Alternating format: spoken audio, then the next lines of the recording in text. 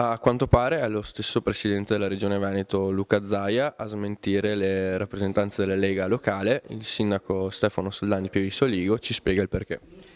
Il Presidente ha fatto delle dichiarazioni che vanno nel verso di invitare Veneto Sviluppo a raccogliere e portare in capo, diciamo, un'organizzazione regionale le dismissioni da parte delle partecipate. Il riferimento non è chiaro, ma se questo è il metodo che il Presidente e l'indirizzo che il Presidente dà alla più grande partecipata della Regione, cioè comunque alla società che ha un ruolo strategico nello sviluppo del Veneto, è un indirizzo che mi sento di sposare e di condividere, proprio perché il cambiamento di asset, cioè di governance, che può passare dall'amministrazione locale a una regia di tipo regionale, quindi con indirizzi e con visioni totalmente diverse da quelle che possono avere i singoli comuni, può portare solo beneficio.